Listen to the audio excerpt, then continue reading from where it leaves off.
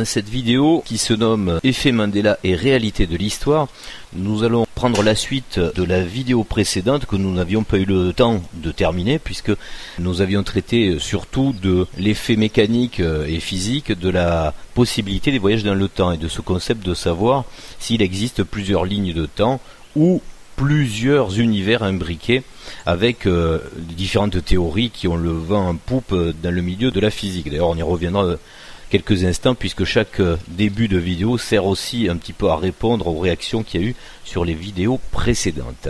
Donc on avait quand même déjà abordé quelques sujets sur les effets qui sont largement diffusés sur Internet, à savoir des histoires de marques ou de logos qui ont disparu, qui ont réapparu ou qui ont changé, etc. Et puis, comme tu l'avais dit, pour notre part, le seul pseudo-effet Mandela, on va voir pourquoi il est pseudo, c'était l'histoire de Kennedy. Tout à fait. Avec une voiture qui, dans l'inconscient collectif, comportait 4 personnes, hein, oui, c'est ça. Oui. Et ensuite, il y en a eu 6. Sans oublier qu'il y en avait encore plus, parce que à l'arrière, il y a aussi les gardes du corps d'ailleurs. Le hiatus et la dissonance cognitive qui a été une grosse surprise. J'ai pas trop les dates en tête, mais c'était il y a 2 ans à peu près cette histoire-là. Hein. J'aurais dit un peu plus. Mais... Un peu plus, tu crois? Oui, oui. En tous les cas, il y a pas mal de temps déjà qu'une vidéo a interpellé un maximum de personnes, que ce soit aux États-Unis et plus particulièrement en Europe, puisque ici on a encore moins la mémoire de ce qui s'est passé là-bas. Eux connaissaient les 2 autres protagonistes de cette affaire dans la voiture, hein, puisque ça n'a rien de mystérieux. Et là, évidemment, tous ceux qui sont raccrochés et qui n'ont pas pris en compte ce qu'on a voulu expliquer par rapport au modèle que nous proposons par rapport à l'effet Mandela et l'histoire qu'on ne peut pas réviser la physique dans la ligne temporelle, resteront peut-être accrochés en disant mais les livres d'histoire ont aussi changé, etc. Mais il y avait bien 6 personnes, je précise donc, assises dans cette voiture. Hein. Voilà. Et on l'abordera après en détail avec des images et on essaiera d'expliquer pourquoi ce n'est pas un effet Mandela.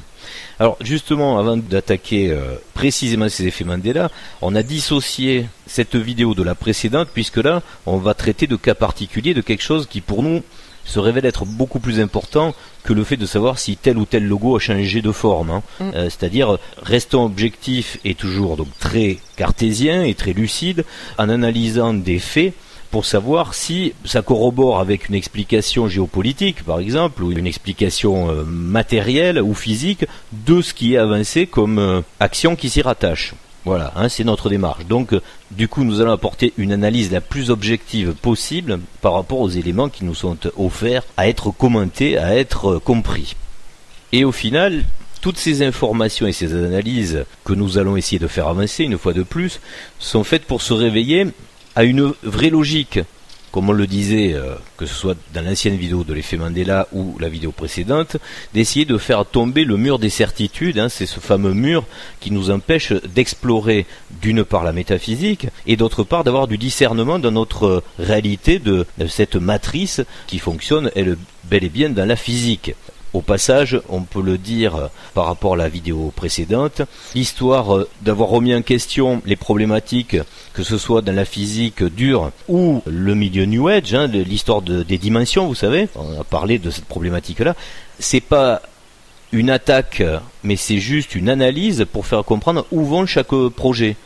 Donc là, on va peut-être un peu plus le préciser, puisque tant qu'on n'a pas des retours forcément, on ne se rend pas compte les lacunes qu'on a dans l'explication. Nous, on a notre propre logique, on ne donne peut-être pas tous les éléments pour que ce soit compris. Donc c'est pas une attaque en règle pour démolir d'autres courants de pensée ou de philosophie, pas du tout. C'est d'expliquer juste que, avec notre propre analyse qui fait mener jusqu'au bout les développements d'une certaine pensée, il peut y avoir des risques à s'enfermer dans des logiques qui font tourner en rond. Or, sur notre chaîne, c'est bien là ce que nous essayons de venir apporter, c'est de sortir de la roue du karma. Là. Le samsara, si vous voulez vous en extraire, il faut sortir même de l'âge d'or qui arrive. Donc du coup, on est aussi là pour comprendre où vont chaque chapelle, et malheureusement, là où un champ de conscience pouvait s'ouvrir à quelque chose de très rationnel et de très explicatif sur la métaphysique, c'était justement la quantique. Hein. Oui, tout à fait. Et le problème qu'on trouve maintenant dans la quantique, et c'est très récent, donc c'est cette inflation d'incompréhension en montant dans des sphères très complexes de la physique qui vont absolument perdre beaucoup de monde. Parce que tant qu'on est dans un modèle simple et très rationnel, tout s'éclaircit. Dès qu'on repart dans une mécanique infernale de l'incompréhensible, vous vous doutez bien que c'est pas pour s'extraire des yugas. Hein, c'est-à-dire de passer du Kali Yuga, où nous sommes actuellement, au Satya Yuga, qui doit arriver et qui est déjà presque là. C'est pour ça que nous nous permettions juste de dire que l'inflation du nombre de dimensions ne vous amène pas à une compréhension. Bien au contraire, pour vous donner un exemple typique sur quelque chose qu'on connaît très bien dans la matrice, si vous faites confiance au bout d'un moment à des personnes qui vous perdent, par exemple dans des technologies que vous ne maîtrisez pas, on va prendre une centrale nucléaire, vous vous servez tous les jours d'appareils électriques qui sont connectés sur un réseau électrique dont l'énergie a été produite par une centrale nucléaire. Si de moins ces personnes qui ont en charge ces centrales nucléaires s'en vont ou disparaissent malheureusement parce qu'il leur est arrivé un petit problème, est-ce que vous savez vous faire marcher une centrale nucléaire? Toi par exemple, tu saurais aller démarrer, entretenir tout ça? Chercher des bûches. On serait mal, hein. Bah voilà, c'est exactement le même problème. C'est-à-dire qu'à un moment, tout doit être compris par tout le monde. Et expérimenté. Exactement, on n'est plus dans le savoir, on est dans la connaissance. Il faut arriver dans une véritable appréhension de la chose et la connaître au lieu d'être sur un savoir. Parce que c'est vrai que dans des croyances. Ouais, alors là c'est encore pire. Là, quand on tombe alors dans les croyances, et c'est là qu'on est plutôt dans le New Age là. Oui, parce que souvent les personnes elles veulent sortir de croyances et elles se rendent pas compte qu'elles retournent à d'autres croyances en fait. Et de nouveau donc le serpent qui se mord la queue. Voilà. Le fameux Ouroboros, le cycle des yugas qui s'enchaîne. Et évidemment, c'est vrai que ça va être chouette après, mais pour combien de temps? Très peu. C'est là que dans le jeu, il y a plusieurs options. Il y aurait, trois grosses options. Ceux qui ont envie, comme on disait la dernière fois, de faire des trucs bien pourris, et ça, c'est vraiment quelque chose de très particulier. Heureusement, il n'y en a pas beaucoup. Ceux qui ont envie de vivre une révolution des fleurs dans la prison. Et ceux qui ont envie de s'extraire du manège parce qu'ils savent que à l'extérieur du rêve de la matrice, là, il y a le vrai monde qui lui tourne tout à fait correctement. Parce qu'on n'a plus envie d'enrichir notre catalogue des émotions un peu bizarres, on revient à une réalité qui est absolument parfaite.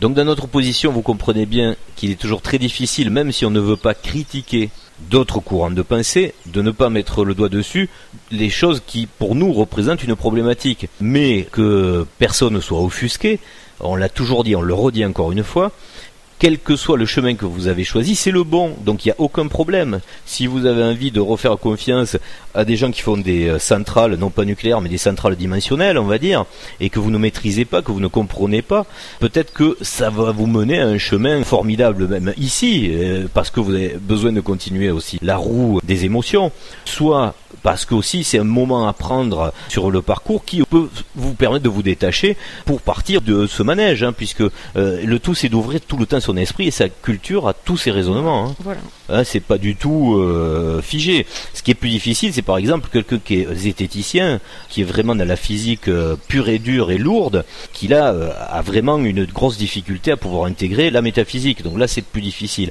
Mais si vous êtes sur un chemin extraordinaire de dimension et d'ouverture d'esprit, même si c'est incompréhensible, c'est déjà une ouverture. Dans la psychologie, ça fait déjà tomber de murs des certitudes. Hein. Ça peut être aussi des bouts de chemin qui amènent à d'autres formes de compréhension. L'essentiel, c'est de ne pas vivre un enfermement. Si beau soient les murs, comme tu dis, hein, même s'ils sont bien décorés, ne pas vivre un enfermement. Et ça, c'est souvent l'ego qui est trompeur là-dessus. Hein. Il y a aussi un ego spirituel, hein, donc... Et puis on fonctionne encore avec des règles égotiques, comme tu le dis, de cette matrice.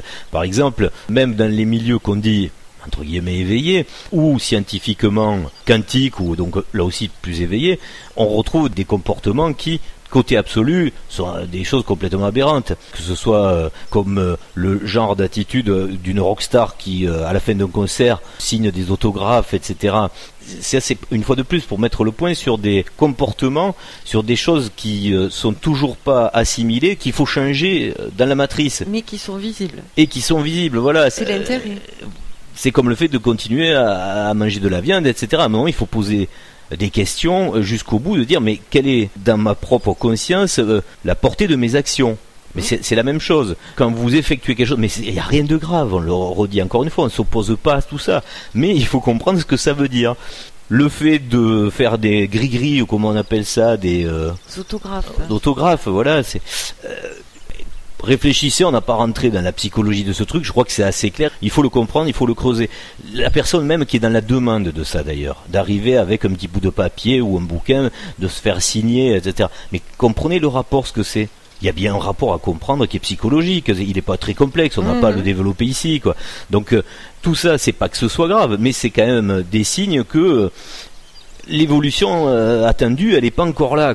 Et à un moment, le problème, c'est que ça heurte l'honnêteté, mais pas l'honnêteté malsaine, c'est l'honnêteté intellectuelle. C'est-à-dire qu'à un moment, quelqu'un gagnerait en grandeur à dire mais non, mais moi je fais pas ça, les séances de dédicace. Intégrité, oui. Voilà, et au moins ça aurait l'intérêt de soulever, de dire mais pourquoi parce que égotiquement ça fait intervenir quelque chose, et là on développerait le truc, et ce serait intéressant justement de le dire. Pourquoi c'est pas bien de continuer à faire ces espèces de salam alek là, de développer certains rituels, parce que ça c'est de l'ordre du rituel, hein. Oui, c'est une forme d'idolâtrie. Voilà, j'osais pas le dire. Bah si. C'est la réalité, voilà. Donc quand tu oses pas, tu me le dis. C'est vrai que par le vecteur féminin, c'est toujours plus gracieux, ça passe beaucoup mieux. C'est une forme d'idolâtrie. Oui. Tout ça, sachez le discerner aussi, sachez l'analyser, mais c'est, une fois de plus, comme on le dit, c'est pas méchant, c'est pas vilain, mais il faut qu'on avance un petit peu plus dans toutes ces compréhensions quand même, parce que à un moment il faut accélérer, parce que peut-être on nous attendra pas forcément sur le calendrier de la roue qui continue à tourner, hein. La mécanique est là pour ajuster les choses en permanence, donc il faut soit sauter dans le train, soit continuer à faire la boucle avec le rail qui se mord la queue. D'ailleurs, pour accorder avec le principe que nous avons exposé, les anneaux qui imbriquent absolument tout le principe à comprendre sur la conscience, sur l'espace et sur le temporel. On est sur les 3 piliers de la compréhension de ce qu'est la vie, et de ce qu'est le film, hein, si on veut se détacher et voir ça avec une vision retirée et globale et objective. Même dans l'étymologie du mot anneau, c'est quelque chose qu'on va retrouver, que ce soit dans l'idée circulaire, donc du cycle, mais aussi dans les annales akashiques. On dit bien les annales du bac, etc. Ouais. C'est bien des mémoires stockées. Tout à fait. Ce sont des anneaux à chaque fois. Alors bon, on essaie d'amener des petits trucs rigolos pour essayer d'appuyer tout ça, pour vous faire comprendre que c'est pas juste de la bêtise organisée là, mais il faut comprendre que à chaque raisonnement qu'on vient amener, même dans la matrice, que ce soit avec de la sémantique, que ce soit avec des idées logiques de compréhension, il faut toujours le valider par une pertinence de la mécanique elle-même. Est-ce que ça fonctionne ou est-ce que ça fonctionne pas ? Or, je reviens une fois de plus, et ce sera la dernière, je le promets, pour cette vidéo en tous les cas, sur les modèles physiques qui vous sont présentés, il y a quand même de grosses lacunes et de gros problèmes, puisque on entend souvent des conclusions sur lesquelles il faut passer rapidement sur les postulats de base. Alors que le postulat de base, justement, il faut le comprendre pour essayer de faire fonctionner un mécanisme avec sa conclusion. Quand on accepte de rester dans le flou et dans l'abstrait des postulats de départ, vous comprenez bien qu'on ne peut pas arriver à quelque chose de pertinent à la fin. Donc demandez toujours de préciser. Il faut préciser. Sinon, ça veut dire que le modèle n'est pas complet ou il est trop abstrait, il demande à être plus abouti. Et c'est un problème, parce que le but ne sera pas le bon. Parce que le vrai but, il est clair, hein, à un moment. Il n'y a pas de problème entre on n'est pas dans le... On vous demande pas de comprendre, on demande de croire. Voilà, là, exactement. Dans ce cas-là, c'est de la croyance. On vous donne une croyance. Et c'est problématique. Parce que c'est non vérifiable. Voilà. Alors, dans l'absolu, ça n'est pas problématique. Vous l'avez bien compris. Hein. Faire un tour de plus ou continuer autre chose, c'est momentané. Hein. À l'échelle de l'éternité, comme tu dis, c'est quelques secondes. Donc, c'est pas bien important. Mais bon, il faut faire la différence de compréhension de tout ce qui est pertinent et ce qui l'est moins.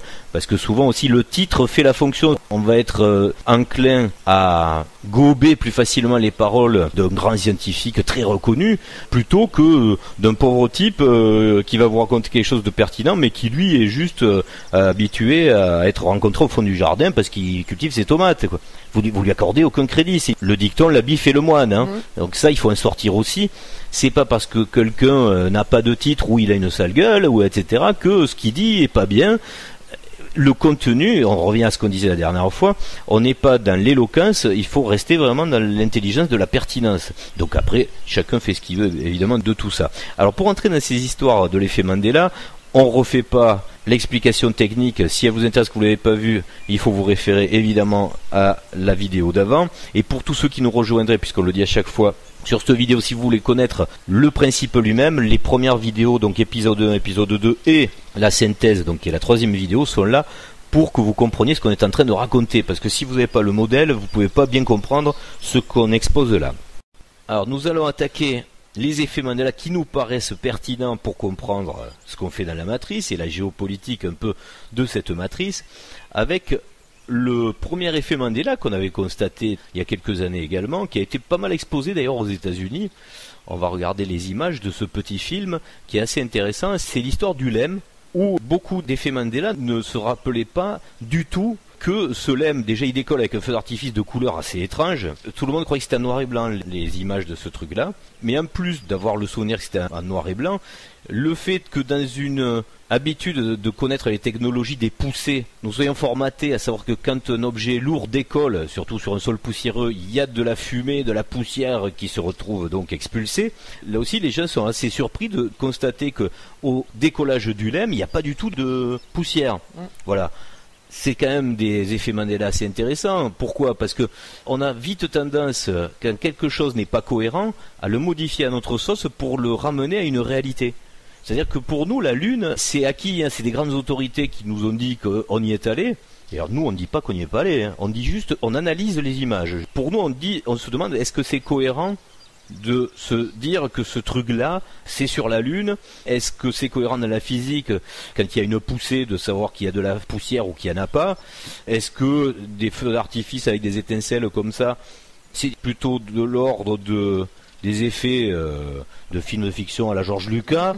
Bon, c'est une question qu'on peut se poser. Là, par exemple, on voit aussi le lemme qui est en phase d'atterrissage. Donc, fatalement, c'est que le réacteur est bien dessous, hein, poussé, hein, puis pour qu'il atterrisse en douceur. Mais regardez, jusqu'à l'atterrissage, il n'y a pas un brin de poussière. Parce qu'au décollage, on pourrait dire, oui, mais il y a la plateforme, il redécolle de la plateforme, donc peut-être ça dévie la force. Non, là, même à l'atterrissage, il n'y a pas un brin de poussière. Voilà. Ça, c'est des effets Mandela qui peuvent nous en dire long, et on aura peut-être encore l'occasion de parler du côté psychologique qu'il y aurait à avoir des manipulations, à se dire, mais est-ce qu'on a marché sur la Lune ou pas? Parce que c'est quand même un moment merveilleux. Oui. Nous, on s'en souvient, puisqu'en plus, on est la génération de cette époque-là. Enfin, on ne s'en souvient pas directement, puisque on est trop jeunes, mais c'est quelque chose... Voire pas né, d'ailleurs. Voilà, pour certains. Mais c'est pour dire que des personnes sur cette planète ont connu un égrégore, et là c'est vraiment un égrégore très puissant, de par un archétype qui est celui de ces astronautes qui, soi-disant, donc vont mettre le pied sur la Lune. Donc ça, on va en parler un petit peu juste après, parce qu'on continue les effets Mandela liés à la Lune avec cette deuxième vidéo qui présente, c'est connu là aussi, hein, la fameuse Jeep lunaire. Alors tout ça, ça fait partie du folklore, hein, on pourrait dire, mais ce qui est plus rigolo sur cette vidéo, c'est de penser que dans l'effet Mandela aussi, dans l'inconscient collectif, poser la question autour de vous, les personnes s'imaginent voir cette Jeep décoller dans les dunes et échapper à la gravité. Or, je rappelle que la gravité de la Lune est 6 fois moins importante que celle de la Terre, donc imaginez que le comportement de ce type de bagnole sur la Lune serait peut-être pas celui-là. Alors après, pour entrer dans les détails, il faut quand même savoir que dans cette vidéo, vous avez remarqué, il y a 2 vitesses d'image. Hein. Il y a la vitesse qu'on dit originale, qui est peut-être pas l'originale en fait, qui est celle qui a été un peu bidouillée, hein, puisqu'elle est diminuée par 1,2. Et nous avons la vitesse augmentée à 1,2 qui pourrait ressembler à quelque chose par contre de tout à fait réel, mais qui se déroulerait dans un désert absolument terrestre. Hein. Alors certains vont dire, ouais mais les astronautes, eux, on a bien là aussi l'image d'espèces de bibendum qui ont du mal à se déplacer. Mais bon, certains vous diront dans le cinéma, parce qu'ils sont habitués, surtout à l'époque on n'avait pas des moyens, que ce soit en incrustation 3D, images virtuelles, etc. À l'époque on se démerdait pas bien avec ce qu'on avait, c'est-à-dire des moyens physiques dans les studios, et trimballer un astronaute au bout de fil, c'était quand même beaucoup plus facile. Par contre, faire rouler sur pas mal de mètres une Jeep, qui elle aussi aurait dû imiter la pesanteur lunaire, c'est quand même beaucoup plus délicat, parce que la faire décoller, re-atterrir, etc., ils se sont dit peut-être, ça on va peut-être pas aller jusqu'au bout, on va juste en diminuant l'image comme au reste, ça passera. Et apparemment c'est passé, quoi, hein, c'est bizarre. Alors moi je me pose la question, à un moment, quand tu vois les pointures de physiciens anciens qu'on a, de gens qui étudient même la chimie ou la physique, qui ont un esprit en général assez critique sur ce qu'ils voient, sur ce qu'ils peuvent décortiquer dans l'analyse, ne serait-ce que d'une image. Comment ça se fait que personne n'ait été choqué, donc même à haut niveau de ceux qui ont une perception de l'expérience physique, de pas se demander si cette image était vraiment lunaire? Comment tu peux expliquer ça? Moi je l'explique pas, si ce n'est que ce que je peux constater, c'est qu'il y a beaucoup de paroles qui se libèrent quand certaines personnes n'ont plus d'enjeu matériel, je dirais. Oui, c'est-à-dire quand tu es à la retraite. Que, voilà. Bon, oui, ça marche pour les pilotes de ligne, ça marche pour les physiciens, ça marche pour les chercheurs, pour les médecins. Voilà. En tout cas, sur la deuxième vidéo, on voit qu'il y a vraiment beaucoup de poussière. Hein. Oui, bien vu, bien vu. T'as quoi? T'as fait maths sup, maths spé, bac plus 15? Non, ah mince, dommage. Non. Si, mais pas dans ce domaine-là, comme quoi. C'est pas la poussée d'un réacteur, je sais pas combien de puissance, décolle, hein. Mais là, on voit que ça décolle quand même. Voilà. Tu fais bien de le dire, parce que je me rappelle avoir lu sur des critiques scientifiques, non, mais il n'y avait pas de poussière parce qu'il y a une croûte. Là, il y a une croûte. Voilà, mais là il n'y a pas de croûte apparemment. Bon. Mais je pense que sur des événements si émotionnels, c'est-à-dire quand on crée à l'échelle planétaire un événement aussi émotionnel, on perd complètement le critère logique, puisqu'on est dirigé que par l'émotion. Émotionnel, ouais. Donc on peut expliquer pas mal de choses aussi par rapport à ça, et on voit le temps que ça peut prendre pour que le rationnel puisse refaire surface, réémerger. Et on voit la résistance qu'il peut y avoir d'ailleurs de l'ordre établi sur le fait de pouvoir affirmer des opinions différentes. Donc c'est un tout en fait. Alors après, on vous rassure, hein, si justement vous faites partie de ceux qui sont choqués et qui pensent que, effectivement, avec une pesanteur 6 fois moins élevée, l'effet physique serait celui-là, gardez votre opinion. Nous, on veut convertir personne à quoi que ce soit. On se permet juste de faire une petite analyse comparative de compréhension de différents phénomènes. Après, pour entrer dans le détail, comme tu le disais, d'une certaine psychologie mondiale, de l'intérêt qu'il y avait à ce qu'il y ait une information, à ce que l'homme se soit extrait de son berceau natal, ça par contre on peut quand même un peu le développer, ça tout le monde peut le comprendre. Est-ce que il n'y a pas des moments de l'histoire qui sont déterminants dans l'égrégore commun pour que l'homme qu'on prépare au nouvel âge puisse sortir de son conditionnement presque d'homme des cavernes, hein, qui a toujours cru qu'il vivait plutôt sous terre que dans le ciel. Ça aussi, hein, le truc des cavernes, c'est très révélateur. Hein. Faites l'expérience, on ne vit pas dans une caverne quand on a un bois à l'extérieur, on va s'y réfugier, mettons s'il y a un orage ou quoi que ce soit, mais d'avoir appelé l'homme ancien l'homme des cavernes, est-ce que ça dénote quelque chose dans l'inconscient collectif? Ah oui, tout à fait, oui. Donc c'est l'homme de sous terre. Tout à fait, oui. Et là, aujourd'hui, on change le paradigme. Avec 69, là, on arrive sur... ça y est, l'homme, il a réussi à partir. Mais ça veut dire quoi au final? Une fois de plus, que vous donnez votre pouvoir dans l'idéologie de la technologie qui vous permet de vous extraire. Donc c'est là que je veux en venir, sur le danger, une fois de plus, des pensées qui ne sont pas des pensées dans l'absolu, mais qui sont des pensées relatives terrestres, et qui font appel de la physique relative et de la psychologie relative terrestre, c'est de constamment vous formater à vous amener à donner votre croyance à tel type ou tel type de congrégation, on va dire. Avant, c'était l'Église. Maintenant, c'est la science. Et 69 a enfoncé le clou complet de ça. C'est-à-dire que pour s'extraire de cette planète, là, c'est plus Dieu hein, ou des anges qui venaient vous chercher, c'est la fusée. Vous partez en fusée avec des mecs très pointus dans la physique qui vont vous extraire de cette planète. Donc d'une part, toutes les images qui nous montrent, pour nous en tous les cas, ne le prouvent pas. On ne dit pas qu'ils y sont pas allés, mais ces images-là nous donnent des doutes sur le fait qu'ils y soient allés. Mais même s'ils y étaient allés, on ne va pas aller loin avec des fusées. Hein. C'est vraiment de la physique restreinte comme la relativité. Hein. Pour aller sur un autre système solaire, tu imagines un peu ce que ça peut représenter. Écoute, il y a intérêt de se reproduire en chemin. C'est là que peut-être la loi du karma et des réincarnations prend tout son sens. Si vous y croyez, au moins vous serez content de vous dire, si on part vers Proxima du Centaure, 4 années-lumière, c'est cool, on va partir à 20, et puis on arrive à se reproduire, on maintient à peu près la population à 20, bon ça fera beaucoup de consanguinité à un moment, hein. Mais vous allez arriver dans X milliers d'années, avec, comme les karmas se seront réincarnés, vous allez arriver vous-même donc jusqu'à Proxima du Centaure. Il y a beaucoup d'incohérences à comprendre toute cette problématique dans notre spatio-temporel, hein. Il vaut mieux repartir dans l'absolu quand on veut faire des raccourcis pour aller d'un côté à un autre, parce que là par contre c'est direct, c'est instantané. Bon, ça on aura l'occasion de le développer. Là on va pas rentrer dans le modèle parce que c'est vraiment une compréhension à avoir. On peut vraiment se déplacer dans l'anneau intérieur, donc celui de la matrice, là, celui de la physique relative, très rapidement, mais pas comme on l'imagine ici avec des fusées. À chaque fois, c'est une conscience qui quitterait cet endroit-là et qui pourrait passer. Donc, mais c'est pas l'histoire non plus des trous de verre et tout. Enfin bon, là je commençais à expliquer presque. Tout ce qu'on a mis dans la psychologie, donc de la physique humaine relative en ce moment, même dans la physique antique d'ailleurs, ne vous solutionne pas du tout ces problèmes de grands voyages. Alors qui n'ont rien à voir, on l'a déjà dit la dernière fois, on le répète, dans les voyages dans le temps. On ne voyage pas du tout dans le temps. Et la physique des trous de verre n'arrange rien au problème. Par contre, si on reprend le modèle qu'on vous a exposé, et on rentrera dans les détails dans les vidéos futures, puisque là, je crois que c'est une des dernières vidéos un petit peu futiles. Après, on va rentrer plus dans les détails, que ce soit sur qu'est-ce qui est extraterrestre, la nature extraterrestre, les déplacements dans l'espace, et l'intelligence artificielle notamment, parce que ça, c'est quand même 2 gros sujets brûlants, n'est-ce pas? C'est d'actualité. En tous les cas, il y a une vraie actualité, comme tu le disais, ne serait-ce que dans la métaphysique, extraterrestre ou pas, des crop circles qui continuent. Hein. Oui, puis bon, il y a une actualité informative.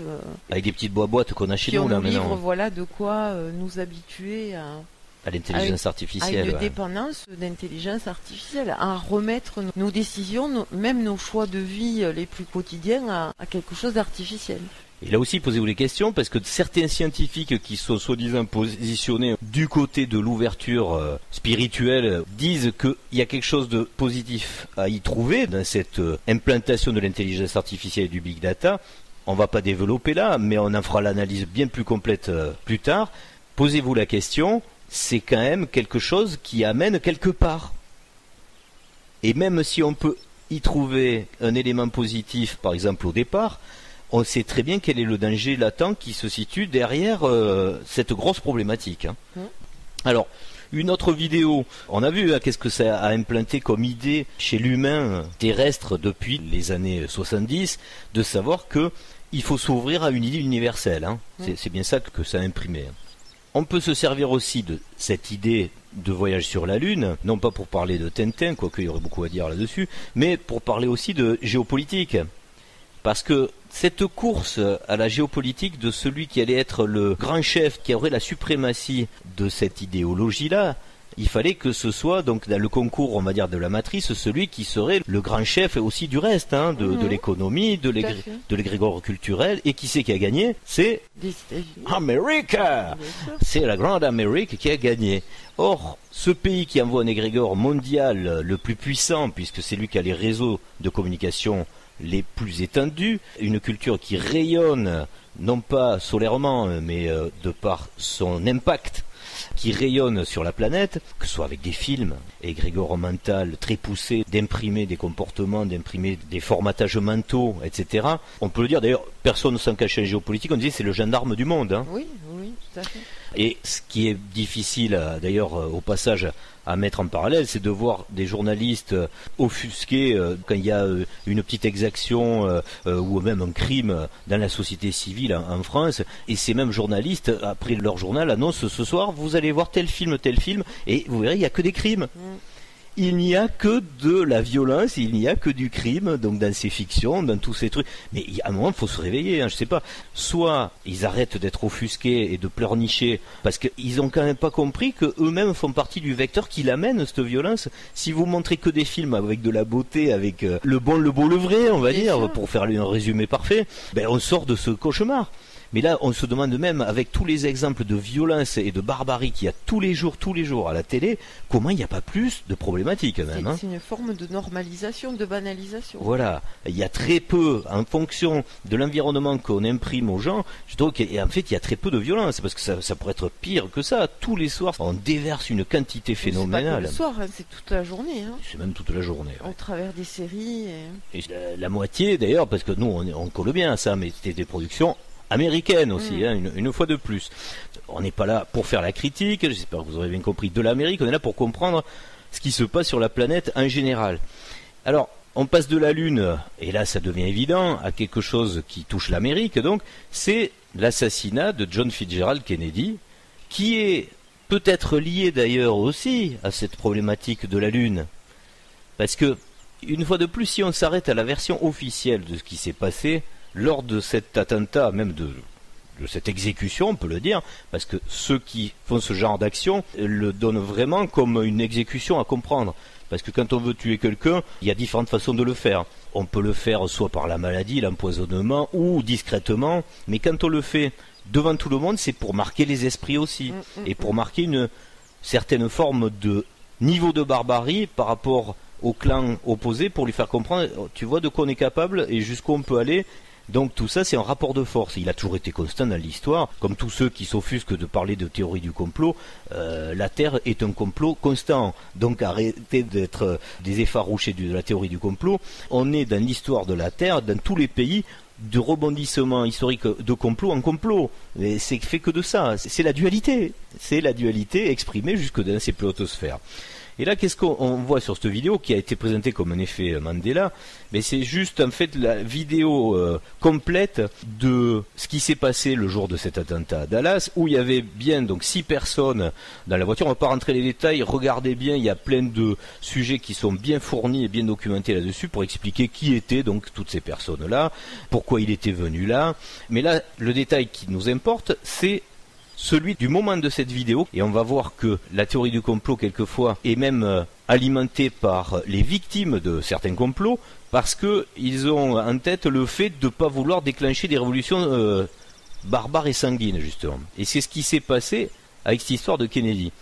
Parce que l'extrait de la vidéo qui fait comprendre pourquoi on croyait qu'il y avait 4 personnes dans la voiture, c'est pour ça qu'on a imprimé le fait qu'ils étaient 4, parce qu'une fois que ça a tiré les 2 personnes intermédiaires entre le chauffeur, le garde du corps et Kennedy et son épouse se sont couchés. Ouais. Voilà.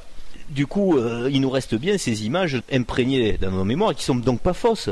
Où il y avait 4 personnes dans la voiture, mais il y en a toujours eu 6.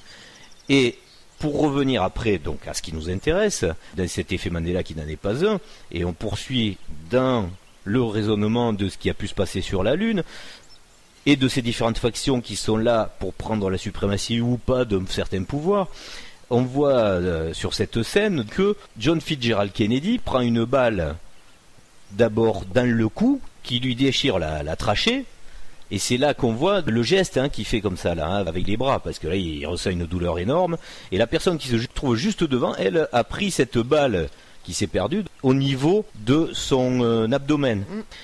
Mais là, vous comprenez bien qu'il y a déjà une balle. On va pas rentrer les détails parce qu'il n'y avait pas que 2 tireurs. Mais là, sur la vidéo, on pourrait croire qu'il n'y en a que 2. Mais c'est déjà un problème.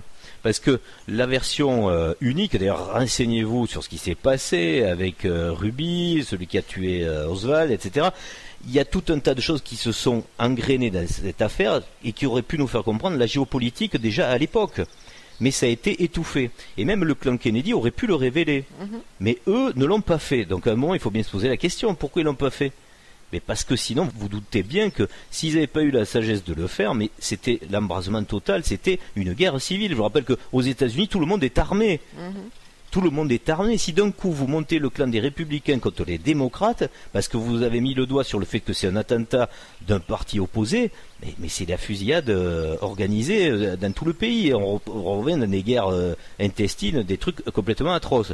Donc il y en a qui à un moment ont eu la sagesse de se dire, bon, on va rester sur la version officielle comme ils le veulent, et on va œuvrer différemment.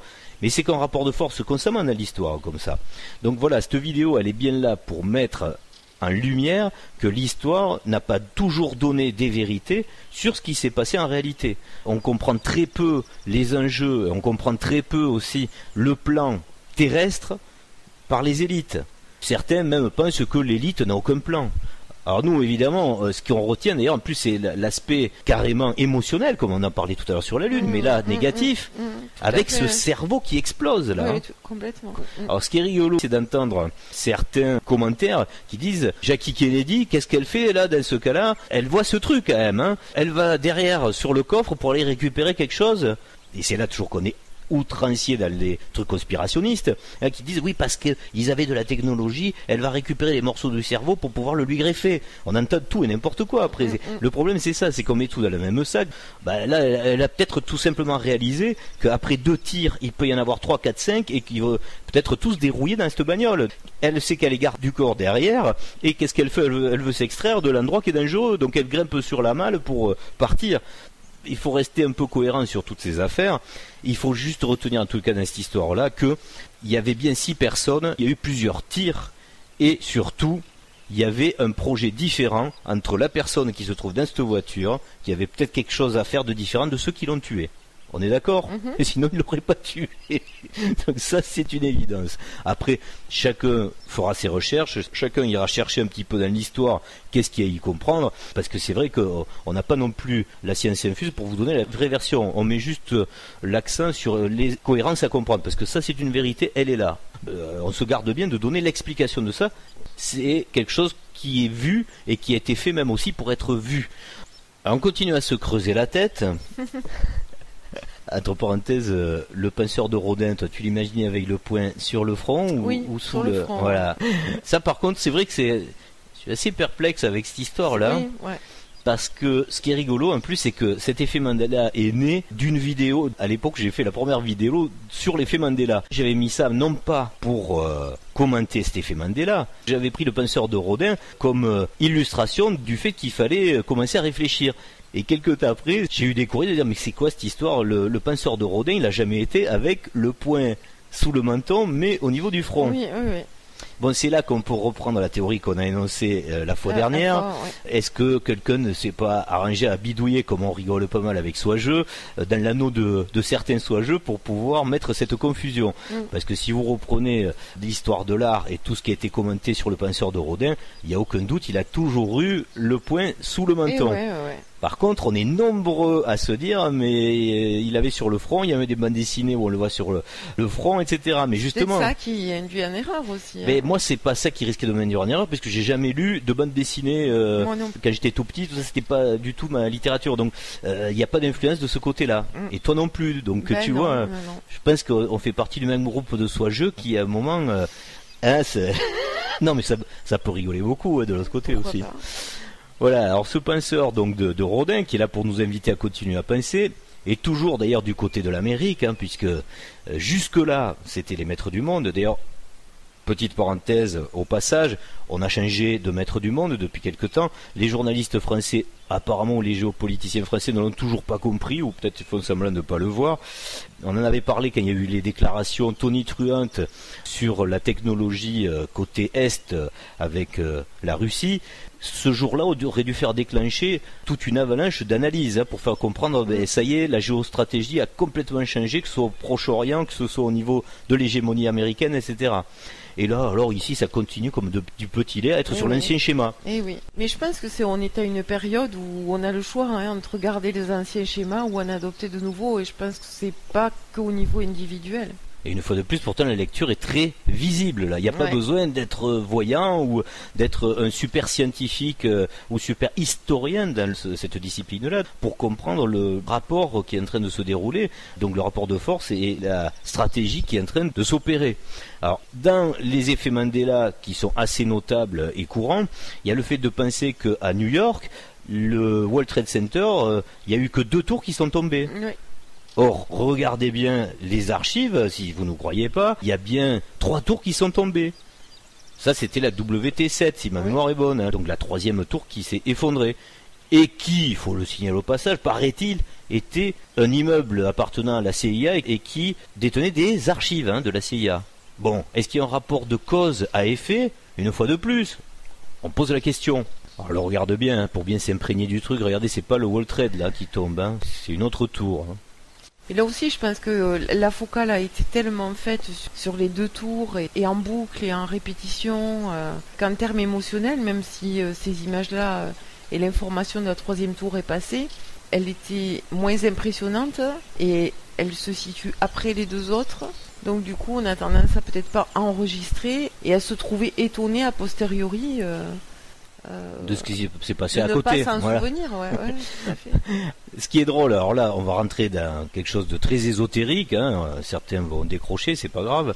Si vous avez conscience de l'histoire donc d'interaction entre le soi-jeu et le moi-jeu, la métaphysique et la physique, si vous avez compris l'importance que pouvait avoir le tarot dans cette histoire-là, vous comprendrez aussi que dans les scénarios des cycles, donc des yugas, là, vous l'appelez comme vous voulez, à la fin, il y a toujours cette symbolique des plus hautes tours qui tombent. Et oui. Alors, dans le tarot, c'est bien signifié, on le voit bien dans le dessin, tour, ouais, voilà, et des gens qui tombent de cette tour, pourquoi ? Parce que ça fait référence à plein de choses qui sont passées aussi dans ce qu'on pourrait appeler la légende. Babylone, l'homme qui se croyait si grand qu'il atteindrait les dieux en montant avec une tour aussi haute que sa prétention, en gros. Et Dieu, qu'est-ce qu'il fait ? Il sanctionne. À part que là, c'est peut-être pas Dieu ou l'homme avec ses prétentions, mais le monde du moi-jeu et du soi-jeu qui se gère en interaction à chaque fois de quelque chose qu'il faut laver et modifier. Là, on est sur le 2e épisode de cette compréhension. C'est pas une tour, là, on n'est pas sur Babylone. Là, c'est mieux que Babel. Là, c'est 2. Là, il y en a 2. D'ailleurs, dans une chanson de Michel Sardou, il y a ça, hein, autour des tours jumelles, nouvelle tour de Babel, des hélicos battaient l'aile dans mon crâne, etc. Depuis longtemps, ceux qui ont compris les symboliques de l'architecture savent ce que représente la hauteur, la prise de hauteur par rapport aux petites poules qui picorent en bas, quoi. Hein. Il y en a qui se sentent aigles un peu. Hein. Les fourmis, ouais.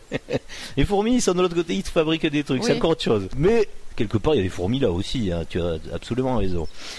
Donc ça fait partie, une fois de plus, des choses à comprendre, à intégrer. On s'en sert au passage pour, non pas pour rigoler parce que c'est pas du tout marrant, hein, puisqu'à chaque fois ça fait appel dans la dualité de notre matrice à de la barbarie, à de la saloperie, parce que faut oublier quand même qu'il y a plein de gens qui sont morts dans tout ça. Hein. Bien sûr. Par contre, faut peut-être arrêter d'avoir des analyses à l'emporte-pièce et de s'emporter émotionnellement en occultant qu'il faut comprendre pourquoi il y a des rapports géopolitiques qui s'installent pour arriver à ce genre de saleté. Pour en finir, là cette fois-ci avec les États-Unis, sur la compréhension de certaines choses, là ce 11 septembre ce fut une journée riche en égrégore quand même, en archétype, en émotion. Hein. Faut bien dire que là on avait mis le paquet sur le scénario. Donc là il y a le pentagone. Penta, donc 5 côtés, donc la pente. On a si vous faites de la géométrie un peu intellectuelle, vous savez ce qu'est le triangle 3, 4, 5. Qu'est-ce que représente 5 ? Cette espèce de diagonale qui est facile à calculer quand on achète un triangle parfait en 3, 4, 5. Donc ça c'est un pentagone, et ce pentagone se fait démonter, soi-disant par un avion. Revenons là aussi, redevenons pragmatiques et un peu scientifiques et techniques, même mécaniciens. Est-ce que vous pensez vraiment que là, dans le trou de ce bâtiment, ait pu passer un avion avec ses ailes ? Non, parce qu'à un moment quand même, je veux bien que le fuselage central et puis creuser. Bon, il en resterait quand même un peu dehors, je pense quand même aussi. Mais allez, laissons tomber ça, mais les ailes. Est-ce que vous croyez que les ailes, elles se sont repliées et elles sont rentrées dans le petit trou avec le reste de l'avion ? C'est une question que je pose, hein, juste. Hein. Là aussi, je suis pas complotiste, hein, mais pour moi, en tous les cas, ça me heurte. Hein. Ça me semble étrange. On peut aussi poser la question de l'angle, c'est-à-dire que pour que l'avion rentre dans le bâtiment comme ça, il faut qu'il soit au sol, en fait. Ils sont à pleine vitesse, au ras du sol, parce que c'est un bâtiment qui n'est pas très haut, en fait. Parlez-en des pilotes. Voilà. L'effet de sol, d'ailleurs c'est le nom. C'est l'effet de sol. Quand il y a un effet de sol, quand on arrive près d'un relief qui, comme celui-là d'ailleurs, est en pente, il y a un meule qui arrive à balancer un avion sur une hauteur de 3 étages à peine comme ça, oui, voilà. qui le rate ni en s'écrasant avant, ni en le ratant trop haut. Ouais. C'est un cador des cadors. Même si c'est un cador, justement, vu l'effet de sol à cet endroit-là, c'est pas possible. C'est compliqué. Ouais. C'est même pas que c'est compliqué. Ouais, certains, là je m'en réfère à des pointures qui l'ont bien expliqué, c'est pas possible. Mais bon, il n'y a même pas besoin de se castagner, on va dire, sur l'histoire de fait que c'est possible ou pas. Soyons pragmatiques, on y revient. Est-ce que vous pensez que les ailes d'un gros avion peuvent rentrer dans le petit trou là ? Elles seraient peut-être coupées, rester dehors, non ? Et dehors, non, il n'y a rien. Bon, enfin, tout ça, une fois de plus, c'est quand même fait pour comprendre que vous imaginez qu'au niveau émotionnel, on peut arriver à faire dresser un mur de croyance à la planète presque entière sur des versions que l'élite veut bien nous montrer. Oui, c'est pour ça qu'il faut créer des émotions si fortes que la rationalité disparaît. Soit à zéro. Oui. Ouais. Même le questionnement. C'est-à-dire que c'est même pas la rationalité qui est éprouvée puisqu'il n'y a pas de questionnement. Tellement l'émotion est forte. Et elle est si forte même que se questionner devient indécent en fait. Interdit même d'ailleurs. Voilà. On peut même faire le parallèle sur des événements dramatiques qui ont lieu ces temps-ci, sur l'arrivée massive de migrants. C'est un côté émotionnel énorme. Mais dans nos médias, qui, comme on l'a vu juste avant, sont complètement incompréhensibles dans la logique, ne donne jamais, et alors à vous de vous poser la question, est-ce que c'est intentionnel ou pas? Même là, nous on n'est pas là pour le dire, puisque là c'est vrai qu'on ne peut pas le vérifier, est-ce que c'est intentionnel ou pas? On n'a jamais la bonne version des choses. Ce qu'ils arrivent à imprimer dans la société, c'est juste une dualité constante de se dire, est-ce que vous êtes pour la migration ou contre? Le sujet ne se situe pas là. C'est binaire, ça, c'est du total binaire. Alors, vous avez des gens qui vont s'élever à un soi-disant fasciste en disant non mais vous vous rendez compte, c'est pas normal tous ces gens qui arrivent, etc. On risque d'être envahis, etc. Et ils n'ont pas tout à fait tort non plus, parce que si c'est voulu, ce truc-là, c'est vrai que ça veut dire qu'il faut se poser la question.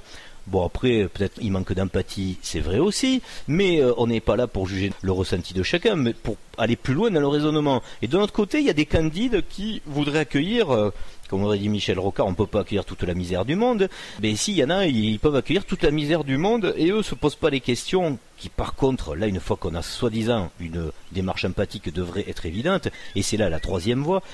Ça là, ça doit servir à une chose, cette arrivée de migrants, c'est de se demander mais qu'est-ce qui se passe chez eux pour qu'ils veuillent venir tous comme ça? Donc la vraie empathie, c'est d'aller se préoccuper de l'origine du problème.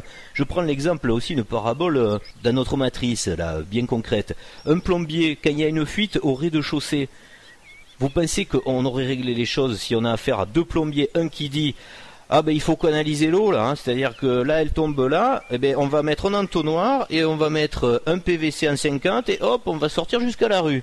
Ça c'est solution du premier plombier. Solution du deuxième plombier, c'est de dire oh ben on va calfeutrer, on va mettre du plâtre sur du plâtre sur du plâtre. Au bout d'un moment de toute façon l'eau changera de chemin, elle va pas passer par ailleurs. Mais c'est ça qu'on a là, hein, avec le truc de la migration. Hein. C'est d'être sur un truc binaire, de se dire est-ce qu'on laisse continuer ou est-ce qu'on arrête? Non, la vraie question, c'est de se demander qu'est-ce qui s'est passé là-bas? Pourquoi c'est horrible? Et là aussi, on ne rentrera pas dans les détails, à chacun de se faire son avis, et surtout d'aller essayer de comprendre de la géopolitique. À un moment, quand un pays est mis à feu et à sang, qu'il y a de la barbarie, une intensité d'horreur qui se passe avec des gens qui veulent en partir, c'est bien que quelqu'un a foutu le bordel. Tout ça, c'est des questions à se poser qui sont majeures par rapport aux effets. Une fois de plus, on en revient à quelque chose d'indispensable. Comprenez les causes avant de vous lancer dans les émotions des effets. Et c'est pareil dans l'histoire de la matrice, dans ce qu'on dit par rapport au moi-je et au soi-je, de comprendre les trucs horribles, etc., et de comprendre qu'est-ce qu'on est venu faire ici. C'est toujours une interaction avec le soi-je et le moi-je. Donc même dans la matrice, il faut toujours avoir cette démarche de comprendre où nous mènent les choses et d'où ça vient, parce que ceux qui peut-être le manipulent savent très bien ce qu'ils veulent en faire aussi, donc il faut quand même se poser toutes ces questions. On est là juste pour donner les postulats justement, mais là on ne donne pas du tout les conclusions parce que c'est trop compliqué de rentrer dedans et puis c'est pas du tout notre rôle. On est juste là pour essayer d'ouvrir des questionnements et d'essayer de faire la clarté sur une espèce de discipline à avoir sur se poser des questions en permanence. Donc il faut continuer à se les poser, mais chacun a ses propres résolutions, on n'est pas là pour donner des solutions. Dernier effet Mandela, alors là mais on en entend des vertes et des pas mûres là-dessus, et même de la part de gens qui nous paraissent assez intelligents, assez instruits. Les chemtrails, ça a toujours existé. Bon, c'est pas un effet Mandela, non, avant il n'y en avait pas. Hein.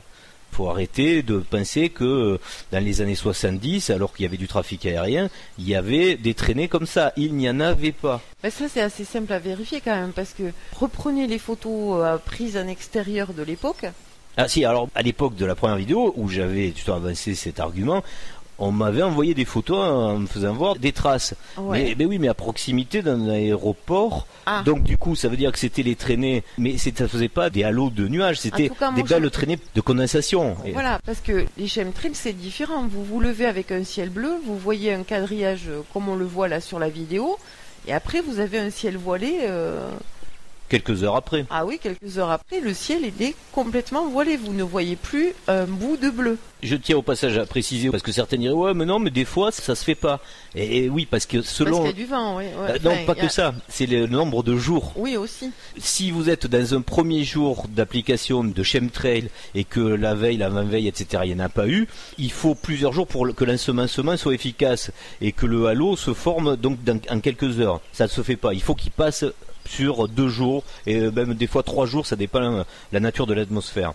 Mais faut bien imaginer, et là on revient à quelque chose de très important par rapport au fait, mais qu'est-ce que c'est que ce truc-là? Parce que même, on l'a dit la dernière fois, même si c'était dû à quelque chose qui a changé dans notre atmosphère, le phénomène, il existe bel et bien, que ce soit donc des épandages chimiques ou pas. C'est-à-dire que des avions créent cet effet. C'est sous le nez de tout le monde quand même. Oui, oui. Et ça devrait interpeller absolument la totalité des populations mondiales de se dire, mais ça vaut vraiment le coup qu'on ait des avions là qui transportent quoi au final d'ailleurs? Aussi posons-nous la question, qui c'est qu'il y a dans ces avions en masse?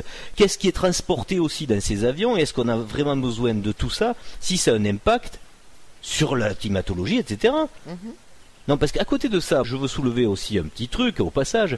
Nos amis écologistes dans les partis qui sont là à vous faire la guerre constamment, la faute, vous avez remarqué, c'est toujours vous. Hein. Bon, il n'y a que dernièrement où on parle des trucs un peu plus graves, genre le glyphosate et tous ces trucs-là. Mais sinon, ça a toujours été vous le problème. Hein. Même la voiture, c'est ta voiture qui pollue. J'allais te dire, hein, quand on parle de gros intérêts industriels ou etc., on voit bien que justement les interdictions ne passent pas. Culpabiliser un particulier ou simplement le taxer à outrance pour que lui soit bien limité et une vie bien plus pourrie de jour en jour. Et justifier d'augmenter les prix de son carburant. Oui, tout à fait. Là, il n'y a aucun problème. Alors ça aussi, il faut arrêter quand même de pas comprendre ce qui se passe. On est dans l'histoire de la contrainte, dans le scénario. C'est la contrainte qui augmente. Tous ces signes sont faits pour se réveiller. Alors à un moment, ça sert à des gens. Et heureusement, il y en a qui prennent le train de la compréhension. Bon après, le problème c'est que ça peut dévier sur des trucs très morbides, en croyant que l'on est en train de mettre sciemment du poison pour tuer les peuples. Bon, si vous en êtes là, vous faites ce que vous voulez. Mais vous imaginez que depuis le temps qu'ils balancent ça, on serait nombreux à être morts, quoi. Hein. Ce serait l'hécatombe. Bon, on ne dit pas que ça n'a pas de répercussions non plus, hein, parce que vu l'effet que ça a dans le ciel, évidemment, ça retombe après, ça a effectivement un impact aussi au sol. Parce que là, il y a des théories complotistes qui nous amènent après dans des trucs un petit peu trop alambiqués, qui, au lieu de nous faire sortir par le haut, nous font partir vers le bas avec des théories reptiliennes délicates, etc. On ne dit pas qu'il n'y a pas de reptiliens, on ne dit pas qu'il n'y a pas de choses bizarres. Pas du tout, hein, parce que le monde de soi-jeu, comme on l'a déjà dit la dernière fois, adore imprimer aussi donc des égrégores et dans le jeu des choses qui créent de l'émotion, même dans certains groupes spécifiques, pour créer ces espèces de symbole de réveil, comme le symbole d'une tour qui tombe. Normalement ça doit éveiller des gens. Quand le ciel est bariolé et que c'est pas naturel, ça doit aussi réveiller des gens. Bon, la plupart ça leur fait rien, hein. Ouais. On fait un sondage autour de nous, hein. T'as vu le ciel quand même? Ouais, pas plus, ouais, non. Bon, vous voyez bien que ça touche pas grand monde. Les préoccupations sont souvent ailleurs. Ça sert à ça. Donc regardez l'aspect positif de ce truc-là, sans aller trop loin sur l'aspect négatif, puisqu'il existe, il y est. Il faut y voir que l'importance du fait que ça vous éveille. Donc du coup, continuez dans cette voie de comprendre pourquoi il y aurait ça. Et puis, pourquoi d'ailleurs certains aussi ont une volonté farouche à vous dire que tout ça c'est normal. Et j'en reviens à mon histoire des partis politiques.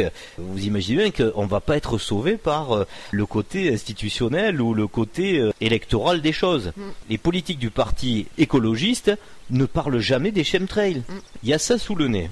C'est un impact. On n'est pas dans les théories de reptiliens ou de machin ou d'illuminati de quoi que ce soit. On est juste dans la théorie de ça a un impact. Si on reste juste pragmatique sur l'origine de cette réaction au passage des avions. Un écologiste logique, normalement, soit voudrait avoir une étude complète de l'impact que ça a par rapport, comme on le disait, donc au climat, puisque fatalement l'impact doit être énorme vu ces masses nuageuses qui n'existeraient pas s'il n'y avait pas d'avion. Et il devrait s'emparer du sujet, sachant que eux se disent, c'est eux qui le disent, c'est pas moi, qu'on est dans un problème de réchauffement climatique. si, logiquement, ils acceptent de savoir qu'on est en zone rouge sur le réchauffement climatique et qu'il y a ce phénomène dans le ciel, soit ils l'acceptent et ça veut dire même que eux sont d'accord à ce qu'il y ait cette couche-là qui peut-être nous rend service, mais alors qu'ils nous le disent. Soit ils vont jusqu'au bout de la problématique et se demandent alors quel est l'impact de cette couche et quand ils se présentent aux élections en font un enjeu énorme. En fait, tout ça c'est pour mettre quand même une fois de plus un coup de projecteur sur toutes les incohérences qu'on a au quotidien, sur des choses qui sont données à réfléchir, mais c'est quelque chose dont tout le monde peut s'emparer, c'est là sous le nez, sous les yeux de chacun, et ça passe comme les crop circles au fond du placard. Alors qu'on pourrait s'en servir pour commencer à débattre dans la physique de choses métaphysiques qui sont données à être comprises ici. Mais ce sont des leviers dont très peu de monde s'est emparé pour pouvoir développer une compréhension. On va plus facilement se perdre dans la 6D, la 7D, la 8D, etc., que de comprendre qu'il y a bien quelque chose de vérifiable dans ce qui se passe ici, et qui est lié justement à la 8D. Enfin non, c'est la 12, hein. Pardon. Non, je rigole, au passage, c'est pas, il faut bien rigoler aussi. Donc c'était bien ça la morale de cette vidéo, c'est-à-dire qu'il y a à un moment des éléments qui sont factuels, c'est pas des effets Mandela ou c'est pas des futilités, ce sont des choses vérifiables, en plus tous les jours. Les chemtrails, je sais pas où vous habitez, mais c'est rare d'y échapper. Ça, des fois si, ça dure, on y échappe pendant quelquefois 2-3 semaines, rarement c'est vrai, mais ça revient, hein, donc c'est partout. D'ailleurs au passage, France 3 a diffusé un sujet sur les crop circles, mais ça a été traité oui, parce qu'il y en a eu à la France 3. En France. C'était le deuxième même. Le deuxième en France. Voilà, 2 crop circles cette année en France. Ouais. Bon, peut-être qu'ils se sont dit au deuxième, on est un petit peu obligé d'en parler. Par contre, va me chercher quelques bons exemples pour qu'on puisse rigoler, parce qu'à chaque fois les témoignages sont apportés pour le tourner toujours en dérision, etc. C'est une catastrophe, quoi. D'ailleurs, au sujet de On a marché sur la Lune, je me rappelle plus le titre du film, mais si vous tapez William Carell avec un K, vous verrez que a été fait un film états-unien. Ah oui, le truc sarcastique. Voilà, le truc sarcastique. Ouais. Oui, c'est très bien. Où ça. tu l'apprends qu'à la fin. Oui, mais en fait, tout ce qui est dit dans la vidéo, ça ressemble à la réalité. C'est ça qui est bizarre. Oui, mais je pense qu'il y a une forme d'ironie aussi dans le jeu. Ah, ils sont joueurs là. Ouais. Voilà, pour mieux préciser, parce que peut-être on n'a pas été clair, ce film vous présente l'épopée de la Lune sous l'angle conspirationniste, en montrant par contre les vrais acteurs de l'épopée historique. Hein. Il y avait vraiment tout l'appareil de l'époque, et même de gens qui étaient en poste dernièrement encore sous Obama, etc.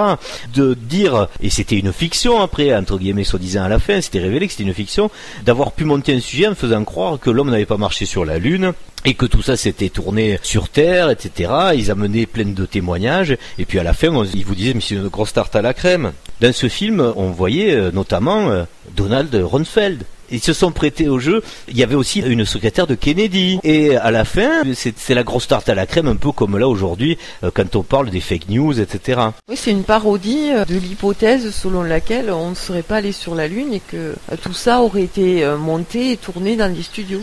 Et c'est toujours la même tactique, donc, c'est-à-dire que du côté de ceux qui veulent désamorcer une tentative de questionnement sur ce sujet, les ressorts sont toujours les mêmes, mais ça marche bien. Tourner en dérision et se foutre de la gueule du truc. Les crop circles, là, sur le France 3, ça a été pareil. Ils ont interviewé des gars qui avaient peut-être quelque chose d'intéressant à dire. D'ailleurs, ils ont coupé juste la partie où le gars paraissait complètement illuminé. Est-ce qu'on fait ça sur les autres sujets, par rapport à la science ou de certaines choses qu'on veut vous vendre, ou même sur des choses qu'on veut soi-disant interdire comme le glyphosate, parce que comme tu le disais tout à l'heure, il y a une vraie pantomime de dire à un moment on veut interdire quelque chose mais quand ça a été verrouillé que c'est pas possible de le faire. Mais ça aussi, ça dans la matrice, ça doit servir à faire comprendre que à un moment on est des pions. Il faut que le pion se réveille dans le truc, sinon il va aller jusqu'au bout du jeu. Il va dégager en premier. Comme on en parlait sur la vidéo du jeu d'échecs, tout ça c'est en même temps fait pour comprendre tout le mécanisme dans la matrice, quoi. De toute façon, on sait très bien qu'on oriente l'information comme on le veut. C'est tellement visible, et tant mieux parce que ça nous permet de le voir à qui veut le voir. Et ce que tu dis rejoint aussi un raisonnement général sur tout ce qui s'est passé tout au long de l'histoire. On a déjà dit maintes et maintes fois, mais c'est bon de le redire. Les livres d'histoire ont été écrits par les vainqueurs. Faut pas l'oublier. Même encore aujourd'hui, l'histoire s'écrit à travers les journalistes ou les géopoliticiens et les historiens contemporains avec leur propre version partisane. On peut même déjà constater que l'histoire du présent s'écrit avec de gros écarts avec la réalité. Donc imaginez bien dans le passé ce qui a pu avoir lieu comme manipulation. Le métier d'historien est très particulier parce que s'engager dans des débats interminable sur le fait de se dire il s'est passé ça ou ça, non il s'est passé autre chose, ça sert pas à grand chose puisqu'on a très peu de vérification, on a très peu d'éléments de vérification. Par contre, on peut très bien se servir de faits ou en logique, on va dire, de stratégie pour comprendre qu'est-ce qui s'est passé, que ce soit au temps des Cathares, les Templiers, etc. C'est une logique à comprendre sur des rapports de force tout le temps. Qu'est-ce qui a marqué dans les livres d'histoire? Est-ce que c'est pertinent ou pas? Et à un moment, si on a peur de s'y perdre, et c'est vrai qu'on peut s'y perdre très facilement, le mieux c'est peut-être de laisser tomber, de prendre juste est-ce qu'on colle avec la philosophie de tel ou tel courant, est-ce qu'on veut vivre comme ci ou comme ça, etc. Oui. Parce que c'est quand même ça l'indispensable. Oui. Est-ce que vous tueriez un animal? Est-ce que vous aimez être en couple avec votre femme? Ou est-ce que vous aimez la partouze organisée? En fait, tout ça, c'est des questions à se poser. Hein, c'est tout simple. Est-ce que vous seriez prêt à vivre éternellement avec la même femme parce que vous avez compris qu'il y a quelque chose qui vous rattache, etc. Tout ça, c'est des questions de fond. Bon, on le développera plus précisément dans le modèle du soi-je, moi-je, mais là, on tenait à le dire au passage parce que ça fait partie des mêmes grands questionnements qu'il y a à se demander sur la logique de cette histoire de l'humanité, quoi. Et là, quand on arrive à la fin de ce Kali Yuga, c'est bête à dire, mais c'est un peu le bilan, hein. C'est comme à la fin de l'année pour une entreprise, on a tous les chiffres, donc on fait le bilan. À chacun un peu de le faire en conscience, mais pour soi. Faut peut-être décrocher de l'opacité difficile et occulte d'une histoire qui est souvent modifiée, cachée, etc. Mais revenir aux fondamentaux philosophiques de ce que vous voulez vivre. Donc une fois de plus, la vraie question, c'est chercher sa propre utopie. Oui, à écrire son histoire. Est-ce que on a l'encre qu'il faut, la voile blanche? Est-ce que le vent souffle du bon côté pour pouvoir partir avec ce bateau-là et pouvoir gagner une côte un peu plus hostile? Un peu moins, oh. Mais pour certaines, leur délire, c'est plus hostile. Non. Mais justement, d'autres choisir une côte moins hostile. Tout à fait. On se quitte donc sur cette idée, toujours rappelée, hein, c'est pas qu'on radote, on n'est pas tout à fait sénile, mais c'est vrai, il faut chercher son utopie. Hein. C'est au moins la seule solution que vous avez à ne pas vous laisser tromper par autre chose que votre libre arbitre. Oui, voilà, restez avec soi-même. Voilà. Mais ça ne veut pas dire que vous aimez pas les autres. Hein. Ah non, pas du tout, non. D'ailleurs, je rajoute une petite minute de plus, juste, puisqu'on parle d'aimer les autres. Attention aussi à tous ces concepts du un qui veut vous unifier à la même chose. Hein. Et ça, c'est très courant aussi, que ce soit dans le New Age ou même dans des programmes un peu plus dangereux qu'on a eu dans l'histoire, où certains pensaient que pour que la dualité s'arrête dans la matrice ici, la solution c'était de mixer tout et qu'il n'y ait plus de différence. Hein. C'est-à-dire que tout ce qui dépasse on coupe, en gros. Et ça, c'est très dangereux. À chaque fois que ça a voulu se faire, c'était dramatique. Hein.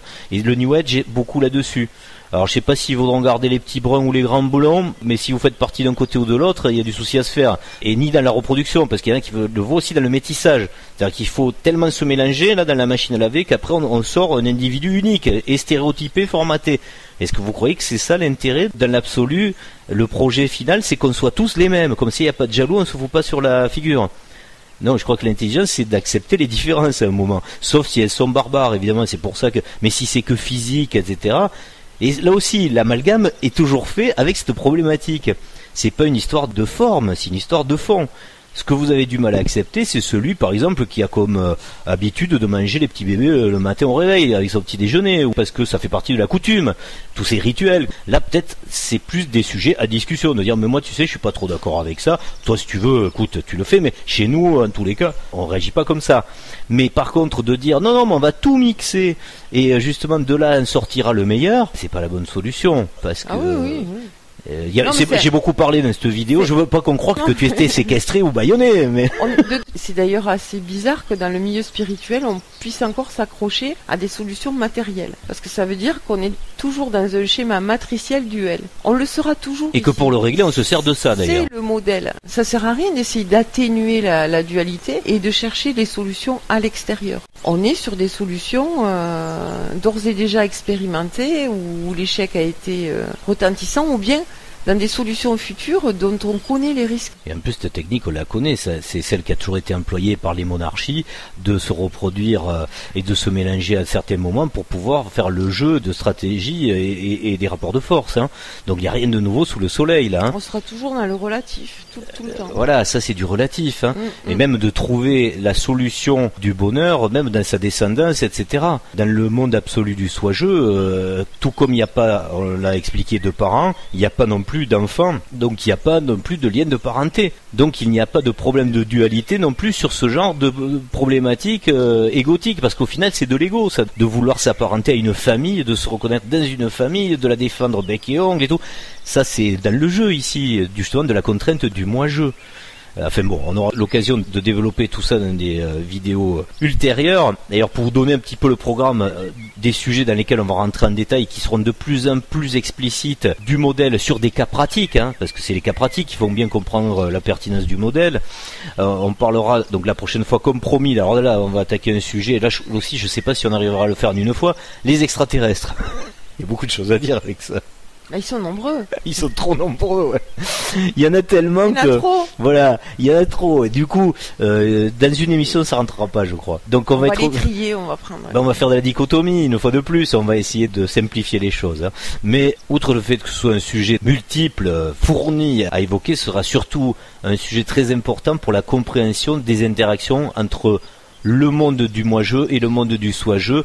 Quels extraterrestres peuvent faire partie du moi-jeu, de l'univers du moi-jeu, et ceux qui font partie de l'autre univers, ou même ceux qui feraient partie de l'autre univers mais qui font un petit peu les clowns ici.